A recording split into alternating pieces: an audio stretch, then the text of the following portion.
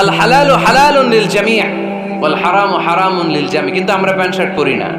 আমাদের এদেশের আলেম ওলামারা ঢিলে ঢালা জুব্বা পরে, সুন্নতি পোশাক পরে, কিন্তু প্যান্ট শার্ট পরা তাদের জন্য হালাল, আমার জন্য হালাল, ইমাম সাহেবের জন্য হালাল। যেটা হালাল এটা সবার জন্য হালাল, যেটা হারাম এটা সবার জন্য হারাম। আওয়াজ করে বলতে হবে, ঠিক কিনা?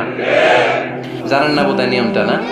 হ্যাঁ, ফাকতাউ আইদিয়াহুমা, the government, the authority should cut down his right hand. চুরি করলে হাত কেটে দাও, এটা ইসলামের বিধান। আল্লাহর হাবিবরা সবাই বললেন, ইয়া রাসূলুল্লাহ, এই মেয়ের হাত কেটে দিয়েন না। আল্লাহর হাবিব সাল্লাল্লাহু আলাইহি ওয়াসাল্লাম বললেন, খবরদার, আল্লাহর বিধানের ক্ষেত্রে আমারে সুপারিশ করার স্পর্ধা দেখিও না। লাউ আন্না ফাতিমাতা বিনতি মুহাম্মাদিন সারাকাত লাকাতা মুহাম্মাদুন ইয়াদাহা। মাখজুমিয়া গোত্রের মেয়ে কেন, আমার কলিজার টুকরা নয়নের পুটলি ফাতেমাও যদি চুরি করে, ফাতেমার হাত কেটে দিতে আমি 1 সেকেন্ডও দেরি করব না। কারণ এটা আল্লাহর আইন, বিধান সবার জন্য সমান। অন্যায় করলে ঠেলাওয়ালা দিন মজুর তার ছেলে অন্যায় করলে যে আইন, এমপির ছেলে অন্যায় করলে একই আইন। চিল্লায় বলেন, ঠিক কিনা? আইন সবার জন্য সমান।